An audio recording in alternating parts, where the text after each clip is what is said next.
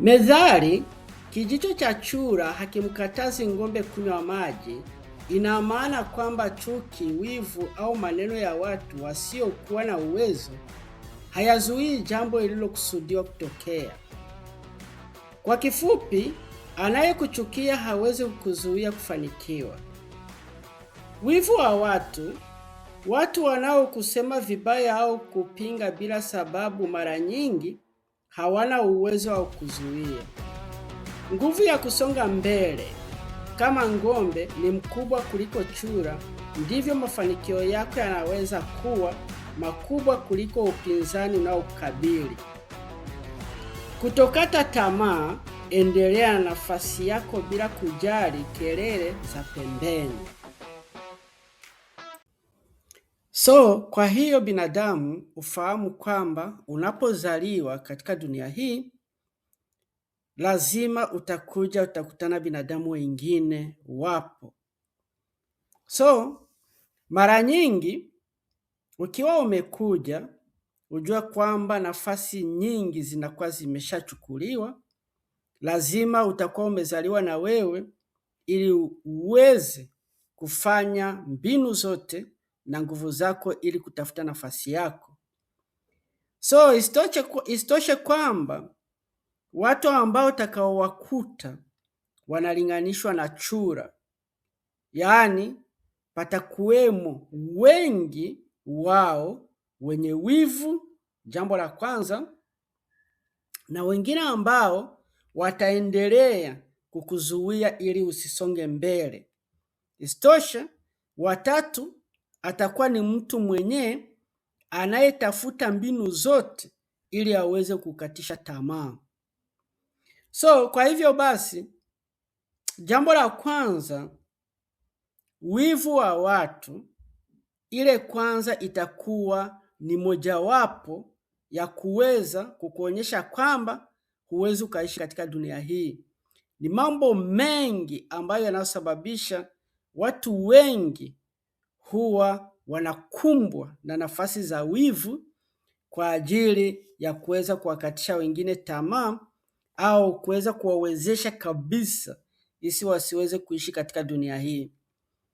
Kwa sababu utakuta watu wote wameshajiandaa katika nafasi zao, nafasi za kazi, nafasi za kuishi, nafasi za ulimaji, yaani nafasi zote ujue kwamba utakuta zimeshachukuliwa wewe ukizaliwa. Isitoshe, wanavyokuona ukija, lazima kila mtu yoyote huwa anakukondolea macho ili kuweza kukufahamu zaidi unataka nini. Hilo litakuwa ni jambo mojawapo ya mambo ambayo utakayokumbana nayo katika dunia hii. Lazima utakutana watu wengi katika kampuni nyingi wameshashikilia nafasi zote. Kampuni zimeshajaa ambazo zinafanya kila kitu ambacho binadamu anahitaji katika dunia hii. Isitoshe, na sehemu za kuishi utakutana watu karibu wote wako na nafasi zao za kuishi na nyumba zao, na isitoshe milima ambayo wanaoilima wako nayo kila mtu na sehemu yake. Kwa hivyo basi itakuwa ni vigumu kwako wewe kuweza kutoboa ili kutafuta nafasi yako ya kuishi, nafasi yako ya kupata mlo wa kila siku, kuanzisha kazi au kuanzisha kitu chochote kitakachokuwezesha wewe ambacho kinawezesha binadamu kuishi katika dunia hii. Vyote ufahamu kwamba ulikuta vimeshachukuliwa. Ni kwamba wewe ile kutafuta ile nafasi yako ambayo utakayoshikilia kwa ajili ya kuishi katika dunia hii, watu wote duniani wote, isitoshe wewe babako au mamako au ndugu yako, mtu wote lazima atakuwa na kukondolea macho ili kuweza kukutizama ni kipi unachohitaji maishani na unatafuta kuvamia wapi. kwa sababu wengi watakushikilia kama mvamizi. Yaani umekuja, ni kama mgeni umekuja katika nchi ya wenzio ambayo umeshakuta sehemu zote watu wanajaa katika dunia hii na katika nchi zote. So ujua kwamba tendo la wivu utakumbana nalo sana. Isiwe nyumbani kwenu, katika familia yako, isiwe sehemu zote ambazo utakazotembelea, shule utakalolianza, lazima kutoboa. Utakumbana na wivu wa wanafunzi wenzako ikiwa kwamba wewe unafanya vizuri zaidi shuleni. Kuanzisha biashara vile vile, hata katika familia yako, na wenyewe hawatobowe, hawana maisha mazuri, lazima watakusikilia wivu. So wivu utakumbana nao pote duniani. Ikiwa umesafiri kwenda nchi nyingine, lazima watakuwa na ile sababu ya kutafuta kufahamu kwa nini unatembelea nchi yao, au kwa nini unakuja kuishi katika nchi yao, au kwa nini umetoka sehemu moja kuingia sehemu nyingine, umekuja kwa nini na kwa nini, na uweze kujieleza ambacho kitu kinachokufanya wewe utoke na sehemu yako kuingia sehemu nyingine. Na ile sehemu yako ikiwa kwamba unaendelea kuishi pale, lazima watu wengi katika sehemu hiyo wataendelea kujiuliza ni kwa nini unaendelea kugangana na kuendelea kuishi nao hiyo nafasi, na kipi unachokifanya ili waendelee kukubali. So mambo ya wivu yatakuwa mengi sana utakumbana nayo katika dunia hii. Na jambo la pili ambalo tumeona kwamba nguvu ya kusonga mbele, yaani itakuomba utafute zile nguvu za kusonga mbele, kwa sababu wengi watatumia nguvu nyingi ili kuweza kukatisha tamaa au kukataa usisonge mbele maishani au usiendelee kuishi. Utakumbana na watu wengi ambao labda ni warozi, wanatafuta wakuroge, tafuta kupatia vitu vibaya ili uondoke duniani. Utakutana na watu ambao wanaosababisha ajali na vitu vingine duniani ambavyo vinawezesha wanadamu waweze kukatisha maisha yao kabla ya mla wao au wakati wao wa kuishi hujaenea au hujafika. So utakumbana na hiyo misukosuko, watu ambao wanaosababisha ajali, kwa mfano wanaotengeneza magari, wanaotengeneza ndege na vitu vingine vingi ambavyo vinasababisha binadamu wafariki kila siku, na wengine hata wanasababisha magonjwa kuwepo. So hizo zote mbinu utakumbana nazo. Isitoshe, ili usisonge mbele pia, wakati unavyotafuta kazi au kufanya biashara au kufanya vitu vyako au ulimaji kwa ajili ya uendelezo wa maisha uishi, lazima utakumbana na watu ambao watatafuta mbinu zote ili usisonge mbele, kwa sababu wataendelea kuonyesha kwamba ni vigumu, sio rahisi, hata sisi tulitumia muda mrefu, hata sisi tulitumia nguvu nyingi, kwako wewe tunaona ni kwamba hazipo, lazima utafute vitu rahisi kuliko hivi. Yaani utakumbana na watu ambao hawataki usonge mbele.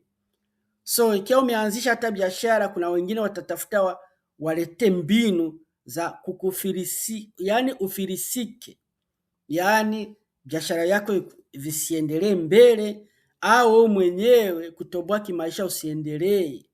Hata kazini utakumbana na misukosuko ya wafanyakazi wenzako ili waweze kukatisha tamaa, yaani usisonge mbele, yaani lazima ushindwe kazini, yaani kazi zote ambazo unazopewa na mwajiri ziweze kukushinda ili uondolewe kazini.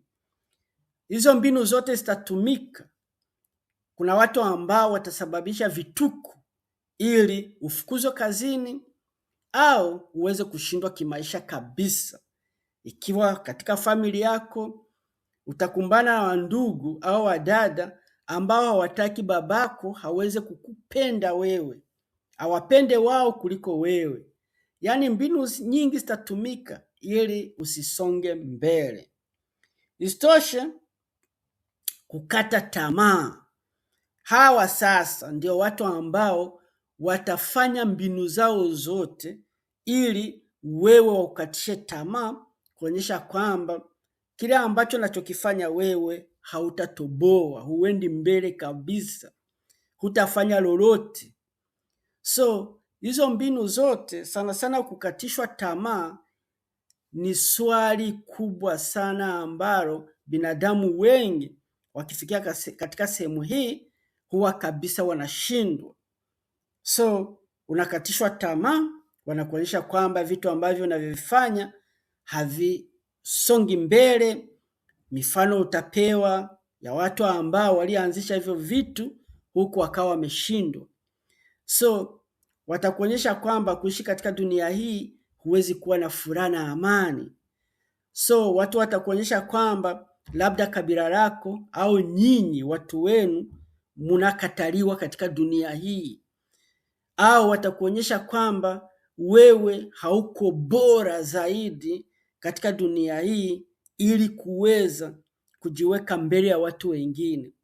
So kukatishwa tamaa kutakuwa kwingi, kuonyesha kwamba nchi yako haina lolote, nyinyi hamwezi mkatoboa mkawa watu wenye kupata chakula na kukuwa na ulinzi na kuwa na furaha na amani. Hiyo yote mtakatishwa tamaa, kuonyesha kwamba bila wao labda wewe huwezi ukasonga mbele. So kukatishwa tamaa kutakuwa kwingi, lakini kwa vyovyote vile wanatuonyesha kwamba kijicho cha chura hakimkatazi ng'ombe kunywa maji. So wewe katika ya mambo matatu ambayo tumetaja hapa, wivu, kusonga mbele, pamoja na kukatisha tamaa, wewe hayo mambo yote kabiliana nayo, usiyafuate, usisikilize, wewe songa mbele. Fanya kazi yako kwa bidii, toboa maishani, fanya lolote lile ambalo unasikia katika rohoni mwako unaweza ukalifanya, wewe lifanye bila kusikiliza wowote. Na mara nyingi watu wenye kutoboa ni watu hawasikilizi mtu yeyote. Yaani wewe ni kufanya yale mazuri pekee ambayo atakuwezesha uishi kwa furaha na amani katika dunia hii. So ndilo utakalowezesha kulifanya ili uweze kuishi kwa furaha na amani, kwamba usisikilize watu.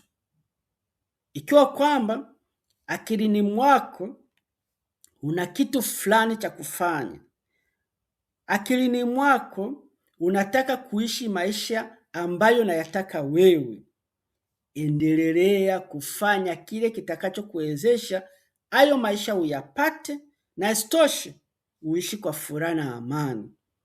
Ila kwa vyovyote vile uishi kwa furaha na amani, bila vurugu, bila vita, bila kuwakataa watu wengine au kutokuwa na upendo. Yaani kwa vyovyote vile wewe fanya mbinu zako ili uishi kwa furaha na amani, ila kwa kupea amani wengine, watu wote duniani.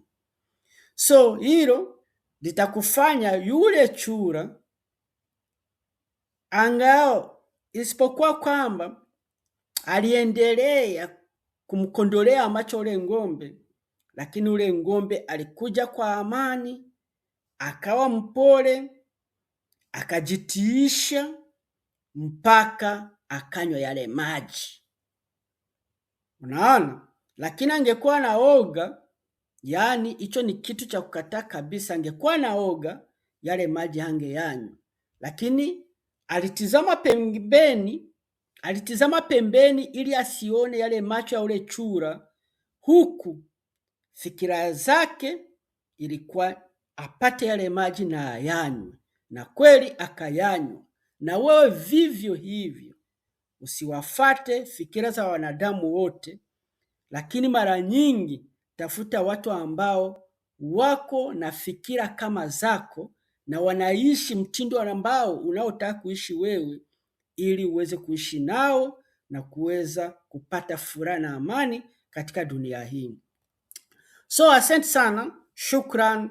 Msikose kulike, kucomment na kushare ili tuendelee kuwaletea methali zaidi ambazo zinaweza kuendelea kutusaidia ili kuweza kufahamu zaidi kile ambacho tunaweza tukafanya ili tuwe na furaha na amani, upendo na kujali, na isitoshe kuishi bora katika dunia hii bila msongo wa mawazo, msongo wa watu wa binadamu kutuletea matatizo.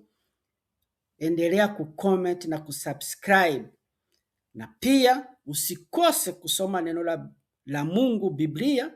Ndilo hasa litakupatia motisha ili kuendelea katika nafasi yako ambayo unayohitaji, ili na wewe utoboe, uishi na wanadamu wengine katika dunia hii muhula wako utakavyokwisha katika dunia hii, ili uweze kupisha wengine na wengine nao watazaliwa watakuja vile vile. Asante sana, shukrani, tuonane tena baadaye. Mungu azidi kuwapenda. Kwaherini.